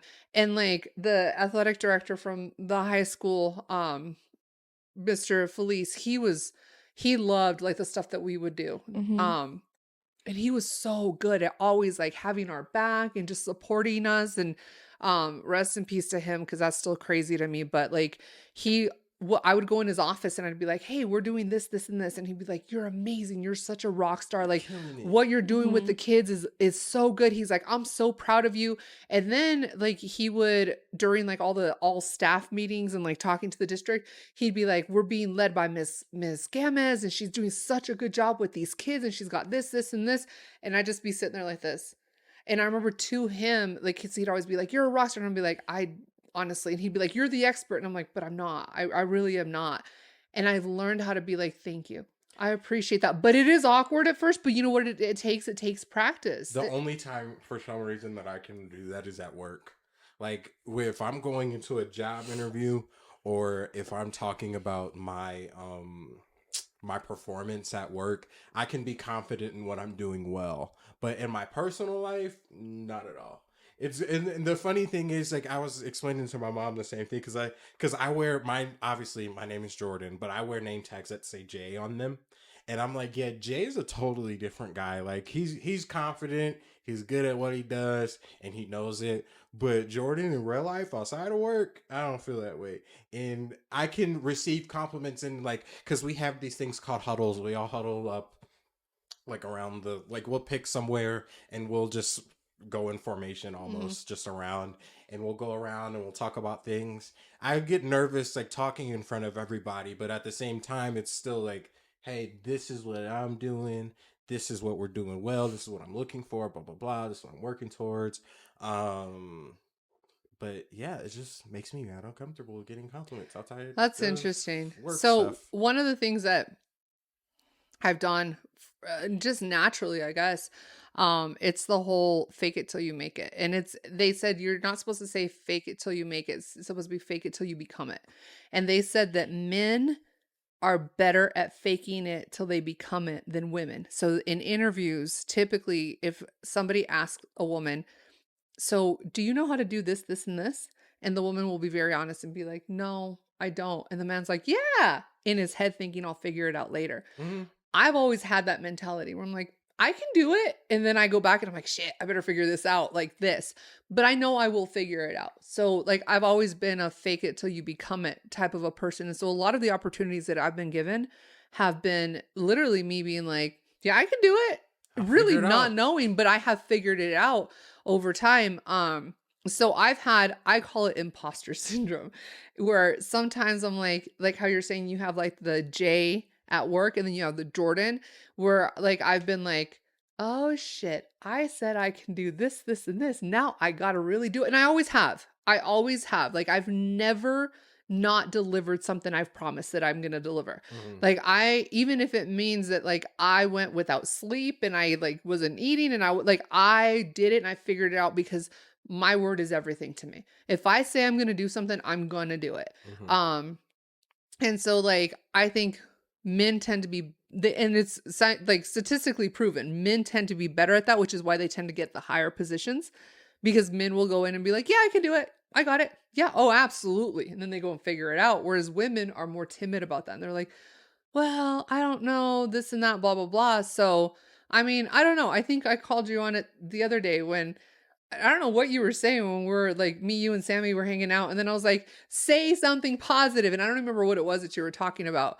But I was like, It's something no, on my fucking face. it's in your face. No, just like me, like the pictures, the way that they were turning out. I was just like, yeah, They're good. And they were good. And that's the 'Cause crazy thing Sammy's about it. fucking like really good Good at at taking photos. pictures. Oh my He's god! I'm insane. excited for my birthday photo Yeah, shoot. he Yes. does So good. such a good job. But I think that you need to start seeing yourself the way that you present yourself to others instead of having that. And I still get it sometimes too, where like, I'm just like, wait, like and I look back and obviously I have a lot more years and experience and time than you guys. But I look back and like, I'll look at my resume and I'm like, oh, I forgot I did this. And I forgot I did that. And like when they were like, it was my second year teaching. And my students, my first year, I taught language arts my first year here in the district. Before that, I taught second grade, but like the first year here in the district, I taught language arts for sixth grade. My students had the highest scores out of any of the other sixth graders in the entire district. Mhm. So they were like, what are you doing with these kids? You're teaching them writing. I wasn't a language arts teacher. I was a K through 6 teacher, meaning I can teach any subject up through sixth grade. And then after that, you have to like get like extra whatever. And so I was just like, well, I don't know what I'm doing. And like the principal at the time, she goes, let's have you go and be one of the district writing trainers. I didn't even know what the hell that meant. I was like, okay. And so then here I am with all these teachers who had all this experience, years worth of teaching experience and language arts experience. And I'm like, the fuck am I doing here? And so then they're like, oh, by the way, you get to help train the entire district on this writing initiative. And I was like, That's how I feel at work right now. I'm like, I'm kind of intimidated by that sort of thing. I'm like, what? But you know what? I don't know what's gonna happen. But When we'll try it. when you get in there and you do it, and the more you do it, and the more you practice, and the I've never been shy about getting up in front of a crowd and speaking. Like that's not been an issue for me. Typically, I will keep my mouth shut. I will say this over and over again. If I don't know what I'm talking about, I'm gonna shut my mouth. Mm-hmm. But there have been times that I've had to kind of fake it and be like, oh yeah, I know. Like even to this point, I know I'm a really good writer. I think I have a very creative, very organized brain. And I think that helps me in the writing process because writing is mostly about your organization. If you're organized in your writing and you have a very clear, like follow, like Mm-hmm. step-by-step thing, Mm-hmm. even if your content is not that good, they're going to be like, they know what they're talking about because it's organized. So their Exactly. thoughts are organized. And so maybe your word usage or your grammar or your sentence structure isn't the best, but if you're organized, you're going to kill it. And I've taught several people like who were in college, who were trying to get their GEDs. I've taught them that process and they're like, I'm not a good writer. I'm like, trust me, you can do this. Like you can figure it out. But I remember jumping in there and being like, this is my second year in the district and I'm having to teach all these people. Mm-hmm. And like writing's already a difficult process to teach. It's Mm. one of the highest forms of thinking that you'll do because it's metacognition. It's thinking about your thinking. Exactly. So when you have to do that, and then you have to take that and put it on paper and make it make sense, people don't realize how much mental like energy goes into that. And so I love to write, I love to read. And I tell everyone, I think I became a good writer because I love to read. I'm a good reader. And so I've always told everyone, if you want to become a good writer, read. My mom forced me to be a good reader. She always, like, when I was little, she would make sure, she's like, okay, you can have this Spider-Man toy, but we're going to have an educational toy too. Yeah. Or when we would go out, she would make me read signs. And her and I had a conversation recently that she blew my fucking mind. Because she was telling me, because I had never noticed it, because obviously I was just raised that way. But if I would use a big word, she would make me explain what that word meant. Mm-hmm. And I think when I was little, I just thought that she didn't know what it meant. I'm like, oh my God, you don't know it. How do you know what that doesn't mean? Yeah, I'm like, or what that means? I can't think of a good one, like a big word for a kid to know. But I'm like, it means to do this. Yeah. And then she's like, okay. And I'm like, you didn't know that. Meanwhile, yes, she did, because she's teaching me the words, and she's making sure that I have a love for reading like she does. Yeah. And then now I'm just over here using like stupid words, and I have like weird nuggets of knowledge like Sammy does. I noticed that with you because I used some word one time. I don't remember what it was, and you go, I like that word. And then the next time I saw you, you used it. And I was like, that's really interesting because you identified it and then you used it. So I can see then how your mom taught you that, because I've seen it in practice. I just didn't know she did that. But I saw you do that because I was like, that's interesting, because I do the same thing, but I taught myself to do that because I just liked the idea of big words. And I like sometimes the idea of like, I was obsessed with the word discombobulated for the longest time because I think it's funny. Do you know what that means? Discombobulated, like you're like all over the place. Yeah. My favorite word right now is diabolical.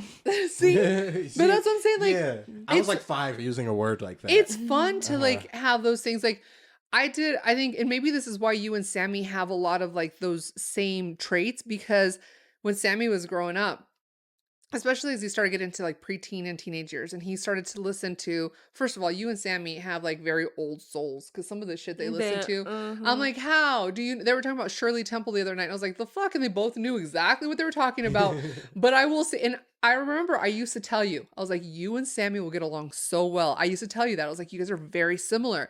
But Sammy was, I don't remember what it was he was listening to. And I was like, you know what? I'm not going to be the parent that's going to tell you don't listen to something music wise, because you'll develop that yourself. You're going to decide what you like. However, if you want to listen to something that I'm hearing and I'm like, whoa, hold on a second. What are you listening to? Especially as a 10, 11-year-old, right? So I used to tell Sammy, I need you to go and look this up. Tell me what they're talking about. Find out what these lyrics mean, which is probably why his brain digs deep in everything, because I used to do that to him, where I'd be like, oh, you want to watch the show? Okay, explain to me what they're talking about. I need you to know what you're consuming. And if you know and you can explain it to me and you're still okay with that, do it. But I need to know that you know. So now you guys know he's a freaking... Sammy's like one of the most interesting he's a textbook. He knows everything. He is. Do you know what he said to me? He was 13 years old. I have a picture of him. We used to go to Rudy's barbecue all the time. And so Sammy and I always have like the coolest conversations.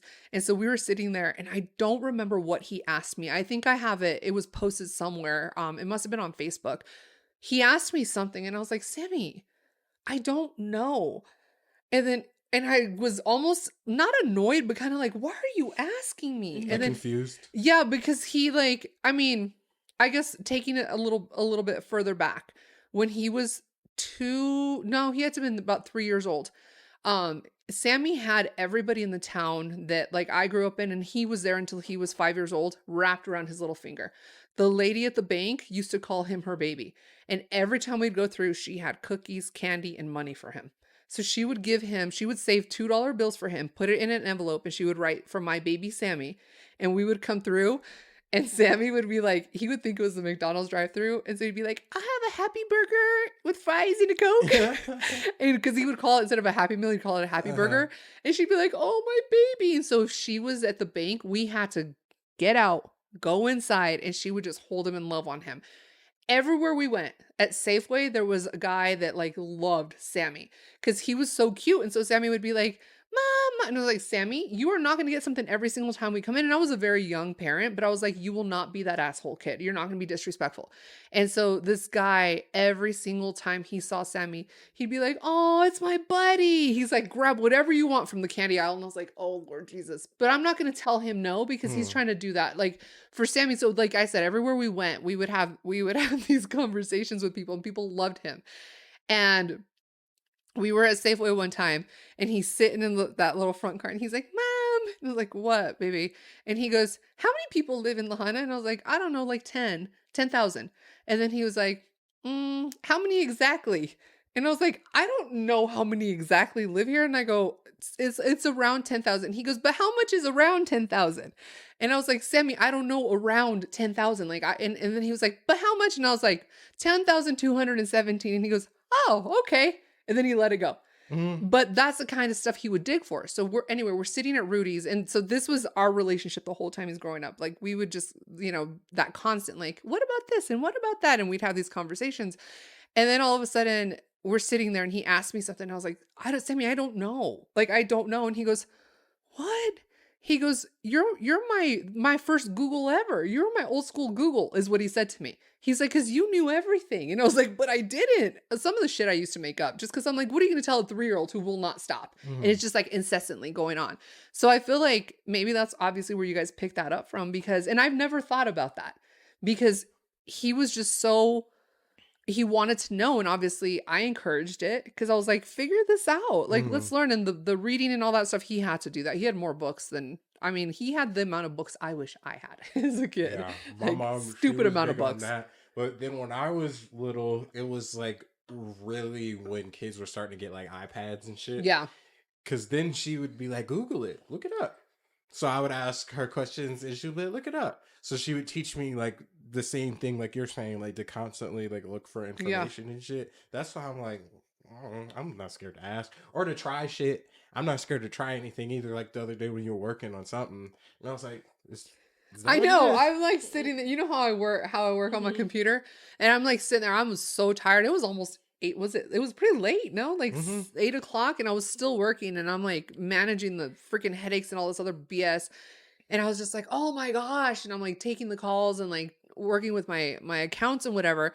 And then I was just like, what is wrong with this? And it was like a doubled up, it was bold. And then Jordan goes, wait, is it double layered? And I was like, pull it down. Yep. That's exactly what it was. And I was like, thank you. Thank you. You just literally like saved me so much time. But just got lucky. No, I mean, you were paying attention. It's like you're paying attention. I mean, this one does that too. Like I'm observant with everything. She is. But I do think you are your mother's child. Yeah. You are your mom. And it's funny because when I am with you guys, obviously separately, I see you in your mom and it's like, holy crap. Because I think Sammy is like me to a certain extent, but then he's not. No, because he's not crazy. Well, no, he's not. He's very calm, right? Yeah, he's like a dad. He is like a dad. Like Millie came in one day running, getting ready to go to the gym, and she dropped her crossbody in the toilet. Oh so bad. And so me and Jalen are in the car, and she comes out and she goes, guys, I don't have my crossbody. And we're like, what happened? She goes, I dropped it in the toilet. Sammy went and put it in the washer for her. So when she got back from the gym, it was already ready. He had it hanging on the door. And I was like, he's such a dad. Literally. And he is. Like, he takes care of everyone like that. But like, I didn't teach him to do that. Like, I think he's just like that. Yeah, he's just like so that. So crazy because this one is like all over the place, right? And then Sammy is like the opposite. He can hone in. He's like very calm and he like takes care of her. He does. Like he's very much like, and I think a part of it is that he knows that like basically growing up, like it was always me and him. And like his dad was around for a part of his like growing up. But then as soon as his dad and I divorced, like he was just no longer interested in being a parent to him at all. And even before then, like there were things that I was doing by myself still with Sammy that like his dad was not a part of. And so it's interesting how he turned out because he is such a calm.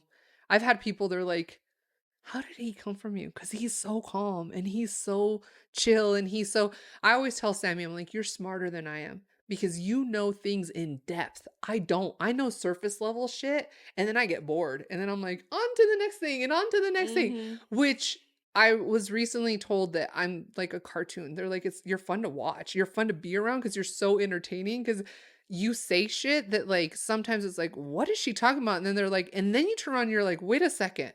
That does kind of make sense. What is that? Or what is the thing of that? And it's just how I've always been. Sammy's just, he's a calm to my little storm.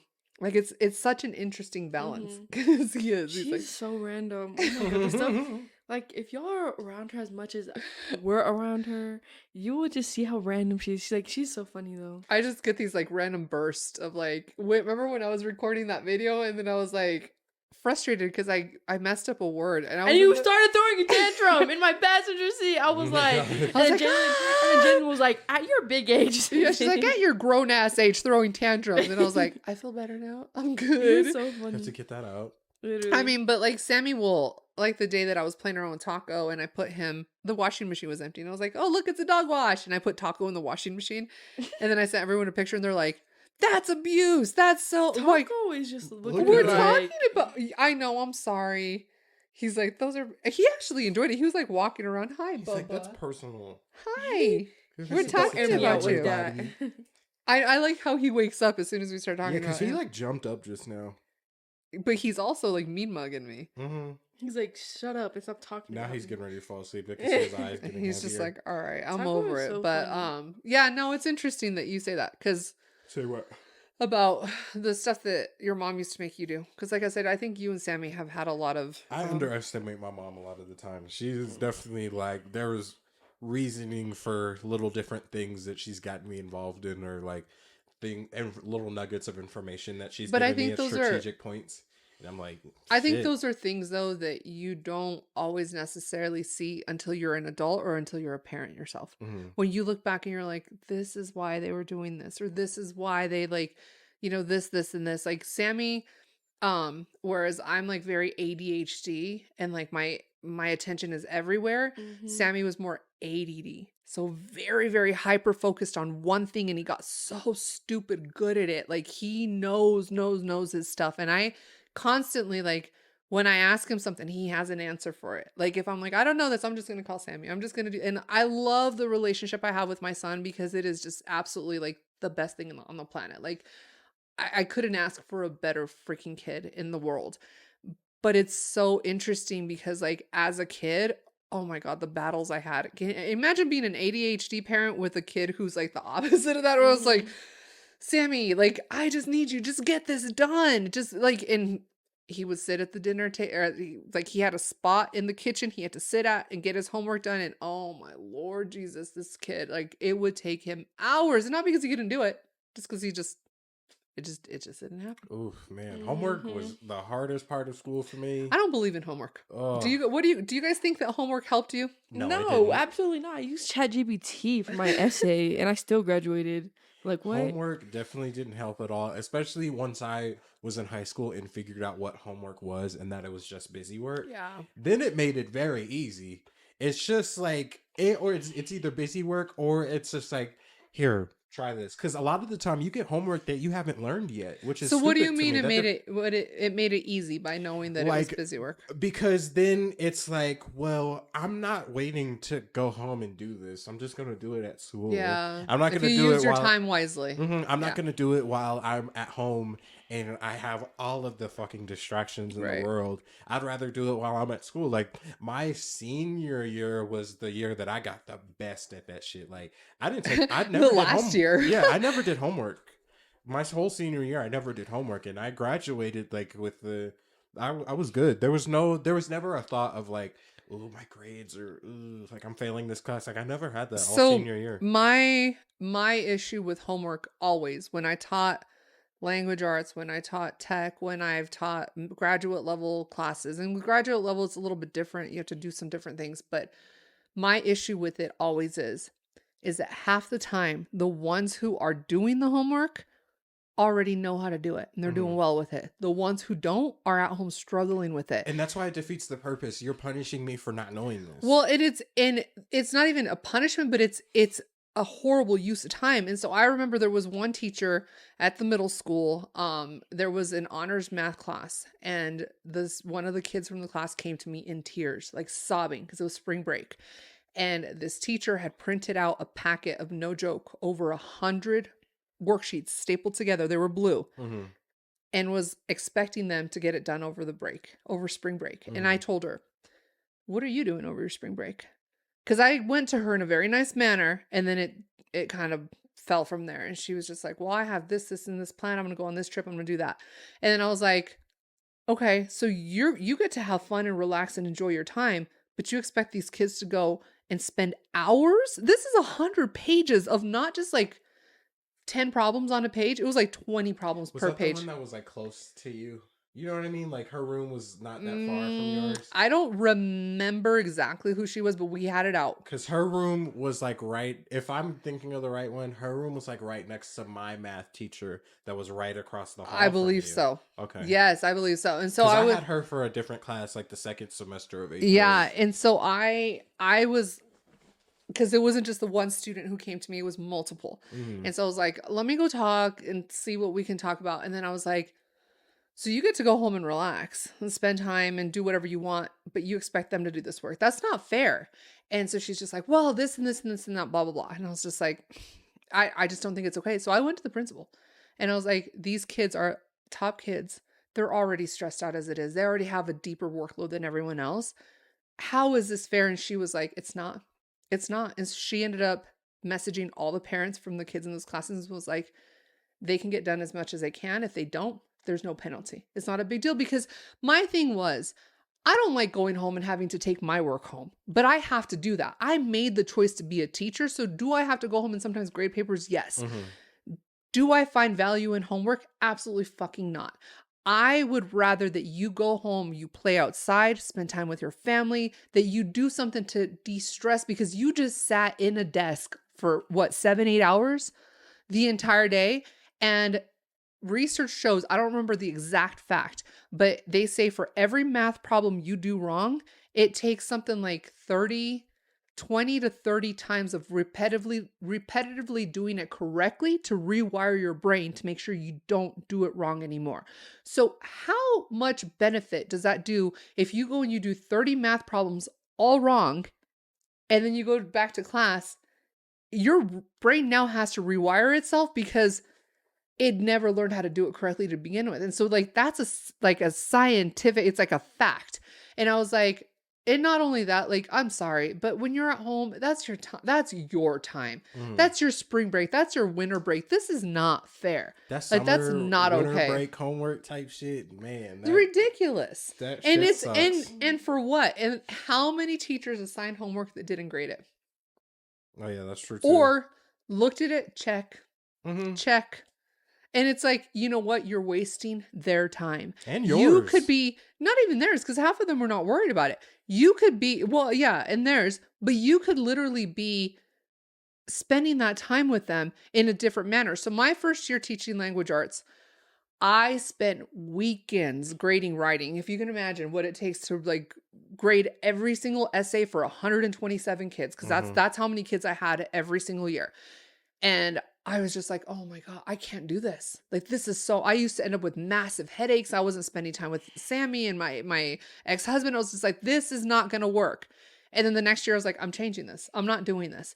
And I was like, the best way to how I like feedback is I like somebody saying to me, you know what? This would be better if you did this, this, and this. Let me show you how. So I stopped assigning homework and I stopped grading stuff at home. And I was like, we're going to grade this in class. I'm going to make time and I'm going to make a lesson. And so that's when I started doing workshops where you're going to come up to my desk. I'm going to put a timer and I'm going to give you 5 minutes and we're going to go over every single thing in your writing that you could do better on. So you're not using transitions, your sentence structure, your grammar, your organization. I want you to work on your organization for the next one. And then we're going to go through it together and you're going to tell me what you're doing better on. Changed my entire teaching practice. Entire. Because I was like, why the hell am I stressing myself out grading at home, making them do stuff at home? No, you do the work in school. I guide you in school. We grade it together in school. We give that feedback, and then you use that to get better, and then we make goals and we keep moving forward. Completely change the entire On dynamic. the opposite end too, it's like that way you can make sure that they're actually like you're actually seeing what the student knows as opposed to they're going home using photo math or chat GPT and shit, and then they come back to school and it's like, okay. So my favorite story about teaching writing. I have a student, he's got to be like 26 at this point.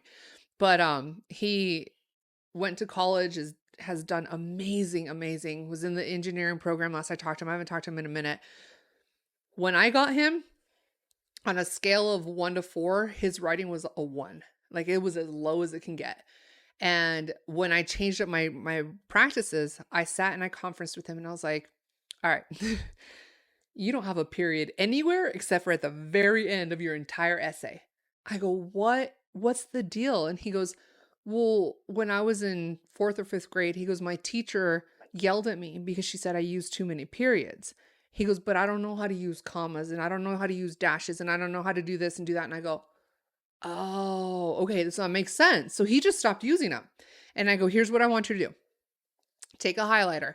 I was like, in every single place in your essay that you use the word and, highlight it. I go, then I want you to go through and put a period. I was like, and then I want you to read it. And the ones that did need the word and, leave the word and in and take the period out. I was like, if you have an and in, like you had already finished like your thought, leave the period there. I was like, and then I'll teach you how to use commas and all that like later. Had I not had that conversation with him, I never would have known that he was just afraid of using a period because he had been yelled at for that.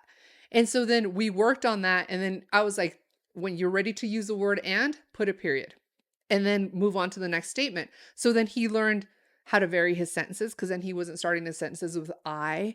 He was changing them up. I was like, now you're doing this. And so then we were working on these pieces. By the end of the year, he went from a 1 to a 4. He was one of the top writers because he had the content there. It was one whole big sentence. And I wouldn't have learned that had I not had that conversation with him. So those are the things that I'm like, sometimes teachers are banging their head against a wall when all they had to do is talk to the kid. That's all. It's that simple. Because homework is bullshit. Homework sucks ass. Yeah, there was like no purpose. I mean, if you went to class and got your homework assigned to you. Yeah, I was in her class. She taught me a lot, so that's all I needed to know.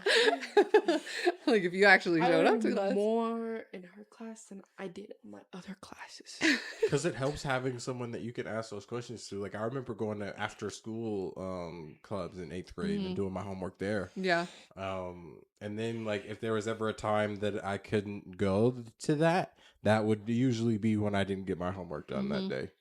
Do you remember how many kids used to be in my room after school? Was crazy. They would be like, okay, you can max out at 20. And I remember the largest number, ever. Because remember you guys used to have to sign in? Oh, yeah. Because it would count for like the military thing. The largest number of kids I had in that classroom, 63. Whoa, really? And I was watching them by myself. And I remember going home and I was like, I have a headache because it was so loud. Because you don't realize it until, like, when you're in an environment like that, until after you're going, like, oh my God. Yeah, you're like the noise level in that room. And then the door would be closed because it was so loud for everyone else. That's such a unique experience for kids. Like, even like, some are going to this one like safe haven to do homework. Some are going to go play video games with their friends, and some are just going because their mom isn't able to pick them up until an hour after school or hang out and or just like. And then it was so much being done. It was nice, and then it was like.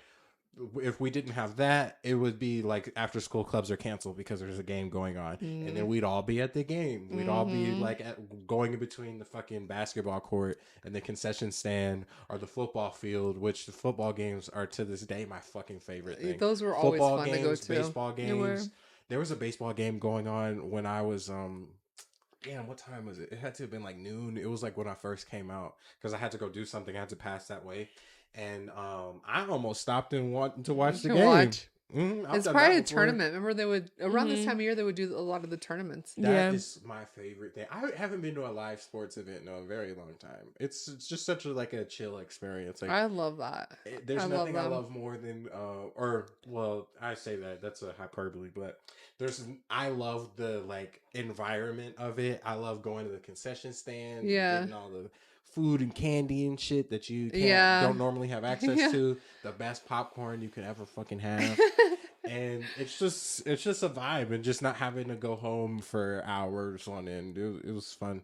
I didn't get to do that too much when I was until junior, senior year, maybe, just because I was just weird and didn't want to go out of the house too often. But then when I had more friends that were pulling me out of the house and bringing me along with them to games and experiences like that shit was fun. Yeah, I miss those days. It was just a really cool vibe doing the young, just fun. Not giving a fuck about anything. Especially having TSN and us going to all the football games and broadcasting. We went to every single game, and we were in the press box or on the rooftop of these places. So we got to see some places that most people don't. The unique experience of that is because the district that we were in, that was so fucking important. Sports and athletics, it still is. They have a fucking stadium now, a literal stadium. That not all schools have that experience, so it's not the same. It's a beautiful campus, 100%. It's beautiful. It's stunning. Oh my god! Yeah. I don't have anything that I think they could do better for that, because they just keep adding on to it. It's the only amazing. thing I think they should do is rebuild the greenhouse, build it bigger, because that was also they're not going to do that ever. They're more focused on sports. Sports bringing more money to allow that. Weren't they fixing the greenhouse? I thought they probably fixed it, but I don't think they redid it, because I've driven by there just out of curiosity once they started building the fucking stadium. And yeah, it's the same. That one is another place where I had the opposite end, instead of the big lots of stuff going on, lots of talking. The greenhouse for me in high school was peaceful. It was so nice, just having that, just going. It was the last class of the day every time that I had that class, and just going there, planting my plants, talking to my plants, because he told us, he was like, if you talk to your plants, they might grow faster. And it might grow faster. And that's not true, because I had plants and I talked to them, and the more I talked to them, the more they died. Dude, my third grade teacher. Oh, sorry, not to cut you off. My third grade teacher. She told me that if all the watermelon seeds that I ate is bad, because then a watermelon would grow in my stomach. And so I didn't eat watermelon seeds for a while. It scared you? Yay! I didn't want a watermelon growing in my stomach. You're like, ma'am, is that what happened to you? And she lied to me. There's a scene from Abbott Elementary where they're doing the seeds, and he's like, what happens if I swallow the watermelon seed? He's like, nothing's gonna happen. Did you swallow a wet paper towel? Because it would have to be some wrapped around in water. He was like, yeah, I did. He's like, okay, let's go to the principal's office. That shit is one of my favorite shows ever. Do you remember when Rans used to do it was the goldfish lab, and you and I went in there and stole. So she would do remember the goldfish lab you guys did in 7th grade, where you would take them and put them under the microscope to see their blood flow and all that other weird stuff, scales and shit. I think so.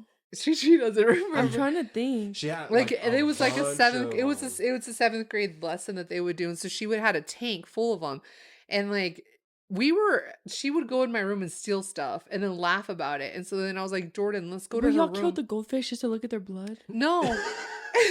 No. Dead goldfish? You would take a wet paper towel and you would wrap them in it, and then you would put them under the microscope, and then you could see their blood flowing through their little they didn't die around water because it was out the water. They wouldn't die. I remember the wet paper towel part though. I never seen the project, so I thought she just put them in their own little.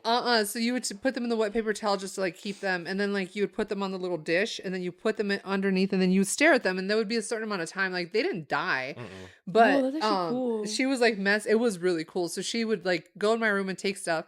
And so I was like, Jordan, let's go steal her goldfish. And so I think you were distracting her. And so Jordan was like, well, what about this? And what about that? And she was just like, oh, and he's just like, oh, that's really cool. Can you show me the fish underneath the thing? My thing with that is I'll have a conversation like that with somebody where I'm supposed to be working towards a goal, and then I'll actually damn, that's pretty cool. So how does that work again? And I'm like distracted. Meanwhile, she's fucking gone with the fish. And I'm sitting here talking to her still. I'm like, oh, that's pretty cool. I have a whole cup with like 6 goldfish in it. And then we go back to my room and I have like the little goldfish, like the little container, and we poured them in there. And then she comes into my room and she goes, I had enough goldfish for everyone. And I think these kids are stealing them. And then she looks down and she goes, That's actually really funny. Oh my gosh, the stories. But all right. I mean, it looks like we are out of time. It was a good episode. I liked it. Interesting. Yeah, but Do you have anything else? No. Thank you guys for watching. If you guys are watching on YouTube, thank you guys. Make sure to like, comment, and subscribe. For our Apple Podcasts and Spotify listeners, thank you guys for tuning in. As always, we appreciate the love and support. yeah. I mean, I know we've said it a couple times, but the reels. Yeah. We're working on it. We're working on it. We're getting them out. There's other stuff coming down the line that we're pretty excited about. And so yeah, like as always, we know that we have those of you who are out there watching every single week, listening to us every single week. So much love and gratitude to all of you, and we love you guys so much. And so you could definitely help us out if you share the podcast, or even if you see the reels pop up, share those. Anything you can do. Obviously, we're doing this because we love it and we're really enjoying the process and learning a lot in the process. This is one of those fake it till you become it type of situations. Every time we do one, we learn something new. Yeah, I mean, we're definitely something to building improve upon, something to keep doing and growing. And so we're going to continue to do that. But again, we appreciate. Taco's like, it's over. Finally, I can run around. He's like, es el fin. Hi, Bubba. But anyway, yeah, we love you guys. Thank you so much. And we are out. Bye.